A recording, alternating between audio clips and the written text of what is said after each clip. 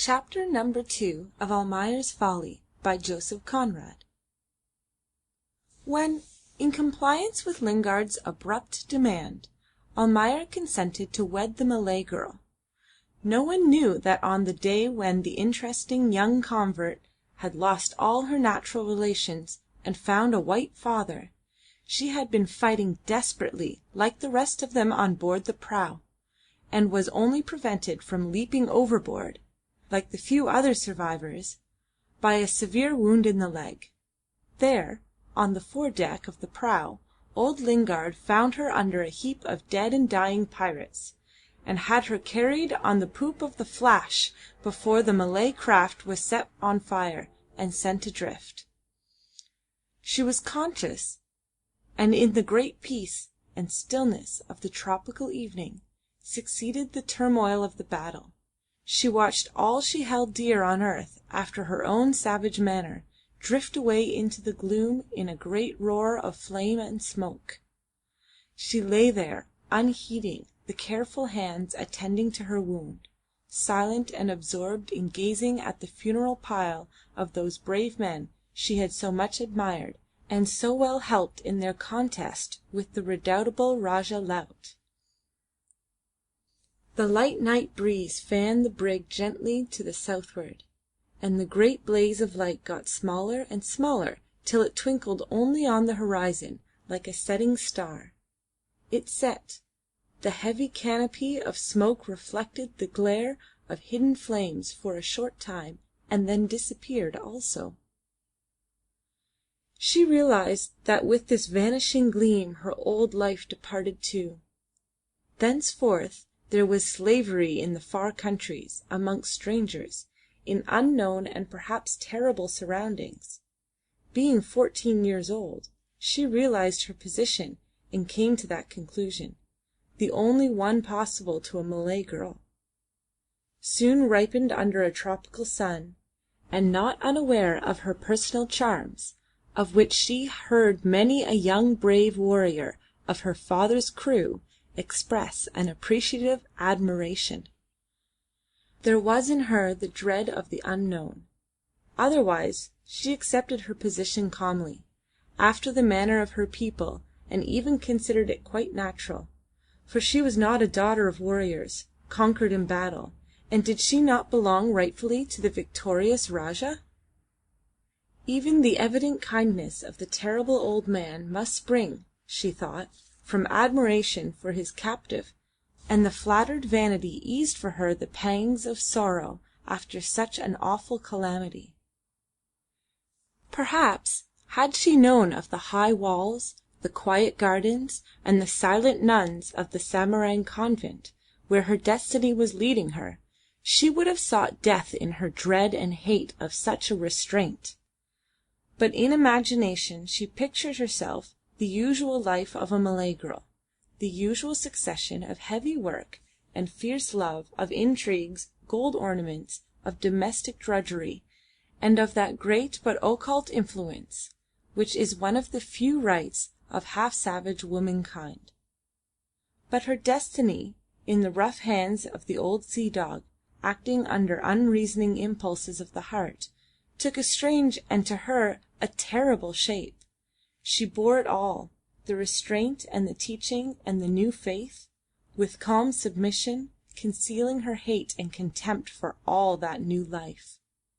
She learned the language very easily, yet understood but little of the new faith the good sisters taught her, assimilating quickly only the superstitious elements of the religion. She called Lingard father, gently and caressingly, at each of his short and noisy visits, under the clear impression that he was a great and dangerous power it was good to propitiate. Was he not now her master? And during those long 4 years she nourished a hope of finding favour in his eyes, and ultimately becoming his wife, counsellor, and guide. Those dreams of the future were dispelled by the Rajah Laut's fiat, which made Almayer's fortune, as that young man fondly hoped, and dressed in the hateful finery of Europe, the centre of an interested circle of Batavian society, The young convert stood before the altar with an unknown and sulky-looking white man, for Almayer was uneasy, a little disgusted, and greatly inclined to run away. A judicious fear of the adopted father-in-law and a just regard for his own material welfare prevented him from making a scandal. Yet, while swearing fidelity, he was concocting plans for getting rid of the pretty Malay girl in a more or less distant future. She, however, had retained enough conventual teaching to understand well that according to white man's laws she was going to be Almayer's companion and not his slave, and promised to herself to act accordingly. So when the Flash, freighted with materials for building a new house, left the harbour of Batavia, taking away the young couple into the unknown Borneo, she did not carry on her deck so much love and happiness as old Lingard was wont to boast of before his casual friends in the verandahs of various hotels. The old seaman himself was perfectly happy. Now he had done his duty by the girl. "You know I made her an orphan," he often concluded solemnly, when talking about his own affairs to a scratch audience of shore loafers, as it was his habit to do, and the approbative shouts of his half-intoxicated auditors filled his simple soul with delight and pride. "I carry everything right through," was another of his sayings. And in pursuance of that principle he pushed the building of house and godowns on the Pantai River with feverish haste. The house for the young couple, the godowns for the big trade Almayer was going to develop, while he, Lingard, would be able to give himself up to some mysterious work which was only spoken of in hints, but was understood to relate to gold and diamonds in the interior of the island. Almayer was impatient too. Had he known what was before him he might not have been so eager and full of hope as he stood watching the last canoe of the Lingard expedition disappear in the bend up the river, when, turning round, he beheld the pretty little house, the big godowns built neatly by an army of Chinese carpenters, the new jetty round which clustered the trading canoes. He felt a sudden elation in the thought that the world was his. But the world had to be conquered first, and its conquest was not so easy as he thought. He was very soon made to understand that he was not wanted in that corner of it where old Lingard and his own weak will placed him, in the midst of unscrupulous intrigues and of a fierce trade competition. The Arabs had found out the river, and established a trading post in Sambir, and where they traded they would be masters and suffer no rival. Lingard returned unsuccessful from his first expedition, and departed again, spending all the profits of the legitimate trade on his mysterious journeys. Almayer struggled with the difficulties of his position, friendless and unaided, save for the protection given to him for Lingard's sake by the old Rajah, the predecessor of Lakamba. Lakamba himself, then living as a private individual on a rice clearing 7 miles down the river, exercised all his influence toward the help of the white man's enemies, plotting against the old Rajah and Almayer with a certainty of combination, pointing clearly to a profound knowledge of their most secret affairs. Outwardly friendly, his portly form was often to be seen on Almayer's veranda. His green turban and gold-embroidered jacket shone in the front rank of the decorous throng of Malays coming to greet Lingard on his returns from the interior. His salams were of the lowest, and his handshakings of the heartiest, when welcoming the old trader. But his small eyes took in the signs of the times, and he departed from those interviews with a satisfied and furtive smile to hold long consultations with his friend and ally, Syed Abdullah, the chief of the Arab trading post, a man of great wealth and of great influence in the islands. It was currently believed at the time in the settlement that Lakamba's visit to Almayer's house were not limited to those official interviews. Often on moonlight nights the belated fishermen of Sambria saw a small canoe shooting out from the narrow creek at the back of the white man's house, and the solitary occupant paddled cautiously down the river in the deep shadows of the bank, and those events, duly reported, were discussed round the evening fires far into the night, with the cynicism of expression common to aristocratic Malays, and with a malicious pleasure in the domestic misfortunes of the Orang Blando, the hated Dutchman. Almayer went on struggling desperately, but with a feebleness of purpose depriving him of all chance of success against men so unscrupulous and resolute as his rivals the Arabs. The trade fell away from the large godowns, and the godowns themselves rotted piecemeal. The old man's banker, Hudig of Massacre, failed, and with this went the whole available capital. The profits of past years had been swallowed up in Lingard's exploring craze. Lingard was in the interior, perhaps dead, at all events giving no sign of life. Almayer stood alone in the midst of those adverse circumstances, deriving only a little comfort from the companionship of his little daughter, born 2 years after the marriage, and at the time some 6 years old. His wife had soon commenced to treat him with a savage contempt, expressed by sulky silence, only occasionally varied by a flood of savage invective. He felt she hated him, and saw her jealous eyes watching himself and the child with almost an expression of hate. She was jealous of the little girl's evident preference for the father, and Almayer felt he was not safe with that woman in the house.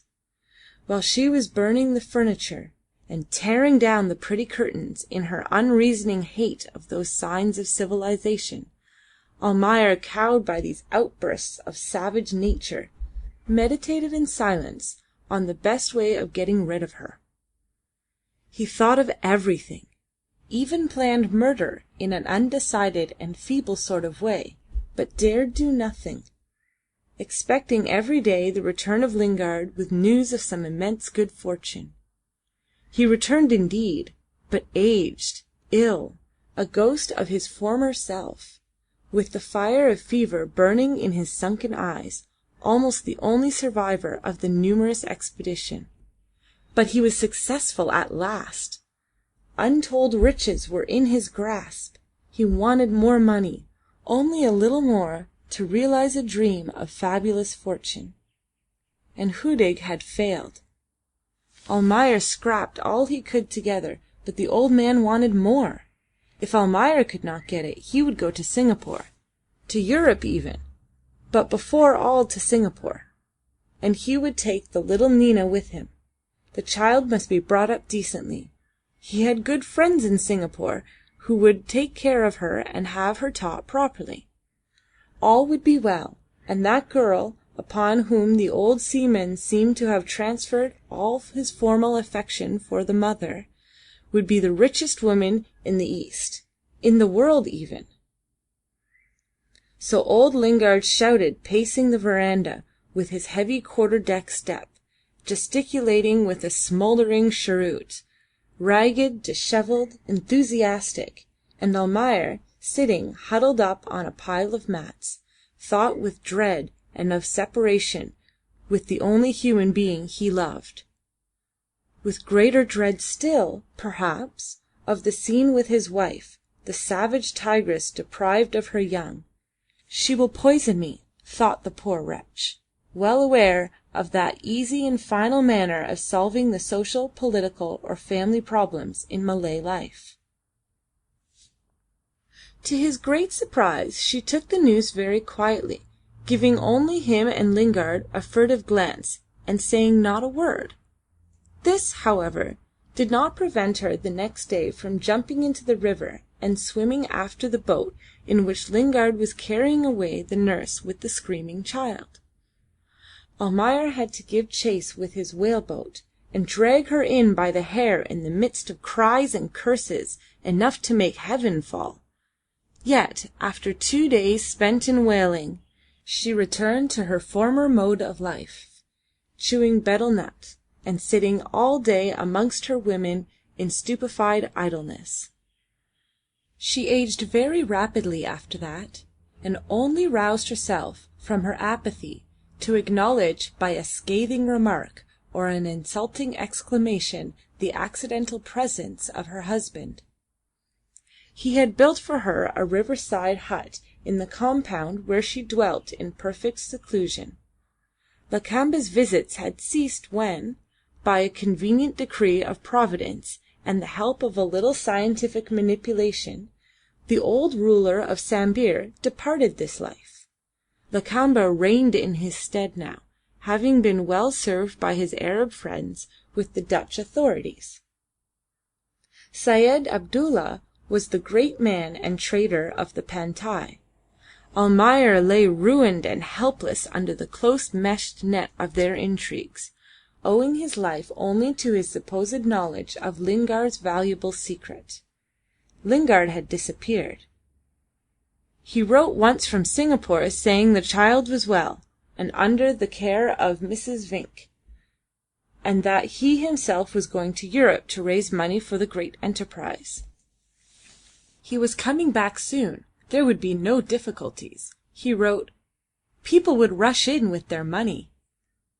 Evidently they did not, for there was only one letter more from him, saying he was ill and had found no relation living, but little else besides. Then came a complete silence. Europe had swallowed up the Rajah Laut apparently, and Almayer looked vainly westward for a ray of light out of the gloom of his shattered hopes. Years passed, and the rare letters from Mrs. Vinck, later on from the girl herself, were the only thing to be looked to make life bearable among the triumphant savagery of the river. Almayer lived now alone, having even ceased to visit his debtors who would not pay, sure of Lakamba's protection. The faithful Sumatrese Ali cooked his rice and made his coffee, for he dared not trust anyone else, and least of all his wife.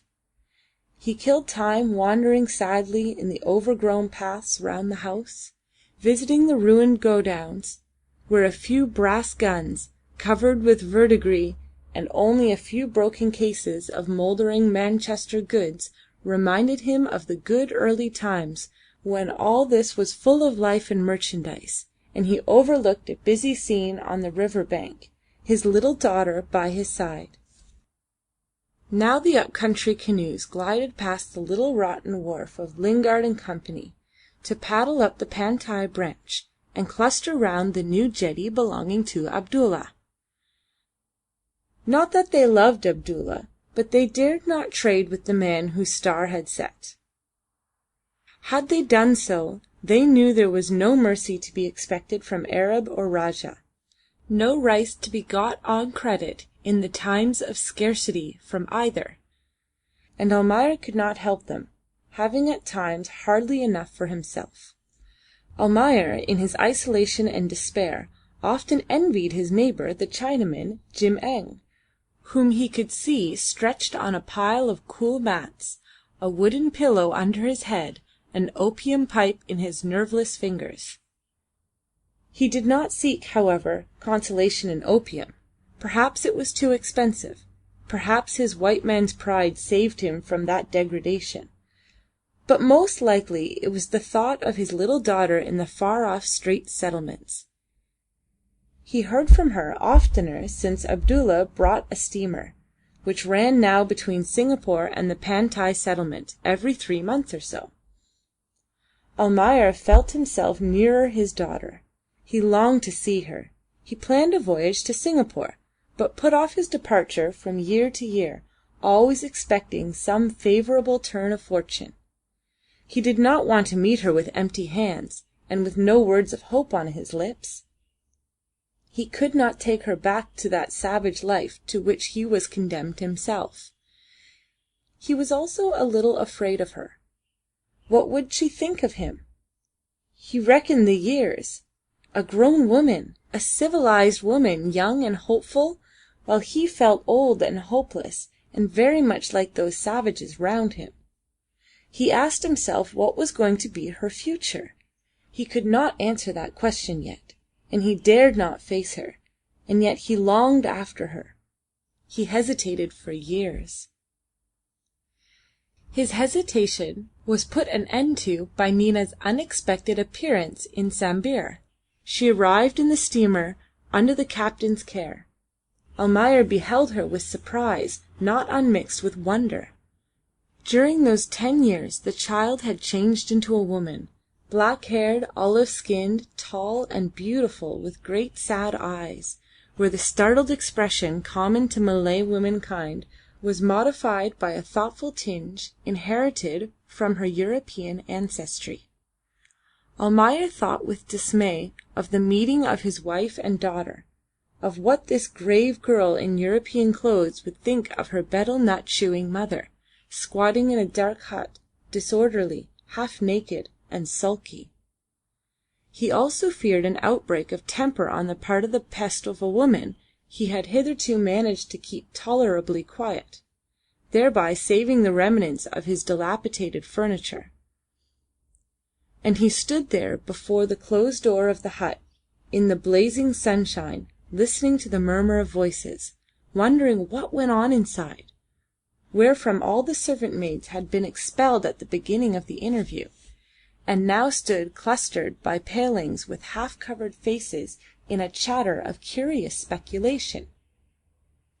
He forgot himself there trying to catch a stray word through the bamboo walls, till the captain of the steamer, who had walked up with the girl, fearing a sunstroke, took him under the arm and led him into the shade of his own veranda, where Nina's trunk stood already, having been landed by the steamer's men. As soon as Captain Ford had his glass before him and cheroot lighted, Almayer asked for the explanation of his daughter's unexpected arrival. Ford said little beyond generalizing, in vague but violent terms, upon the foolishness of women in general, and of Mrs. Vinck in particular. "You know, Kaspar," said he, in conclusion, to the excited Almayer, "it is deucedly awkward to have a half-caste girl in the house. There's such a lot of fools about. There was that young fellow from the bank, who used to ride to the Vinck bungalow early and late. That old woman thought it was for that Emma of hers. When she found out what he wanted exactly, there was a row, I can tell you. She would not have Nina, not an hour longer, in the house. Fact is, I heard of this affair and took the girl to my wife. My wife is a pretty good woman, as women go, and upon my word we would have kept the girl for you, only she would not stay. Now then, don't flare up, Kaspar. Sit still. What can you do? It is better so. Let her stay with you. She was never happy over there. Those 2 Vinck girls are no better than dressed-up monkeys. They slighted her. You can't make her white. It's no use you swearing at me. You can't. She is a good girl for all that, but she would not tell my wife anything. If you want to know, ask her yourself. But if I was you, I would leave her alone. You are welcome to her passage money, old fellow, if you are short now." And the skipper, throwing away his cigar, walked off to "wake them up on board," as he expressed it. Almayer vainly expected to hear the cause of his daughter's return from his daughter's lips. Not that day, not on any other day, did she ever allude to her Singapore life. He did not care to ask, awed by the calm impassiveness of her face, by those solemn eyes looking past him on the great, still forest sleeping in majestic repose to the murmur of the broad river. He accepted the situation, happy in the gentle and protecting affection the girl showed him, fitfully enough, for she had, as she called it, her bad days when she used to visit her mother and remain long hours in the riverside hut, coming out as inscrutable as ever, but with a contemptuous look and a short word ready to answer any of his speeches. He got used even to that, and now on those days kept quiet, although greatly alarmed by his wife's influence upon the girl. Otherwise Mina adapted herself wonderfully to the circumstances of a half-savage and miserable life. She accepted without question or apparent disgust the neglect, the decay, the poverty of the household, the absence of furniture, and the preponderance of rice diet on the family table. She lived with Almayer in the little house, now sadly decaying, built originally by Lingard for the young couple. The Malays eagerly discussed her arrival. There were at the beginning crowded levees of Malay women with their children, seeking eagerly after ubat for all the ills of the flesh from the young Mem Putih. In the cool of the evening, grave Arabs in long white shirts and yellow sleeveless jackets walked slowly on the dusty path by the riverside towards Almayer's gate, and made solemn calls upon that unbeliever under shallow pretences of business, only to get a glimpse of the young girl in a highly decorous manner. Even Lakamba came out of his stockade in a great pomp of war canoes and red umbrellas, and landed on that rotten little jetty of Lingard and Company.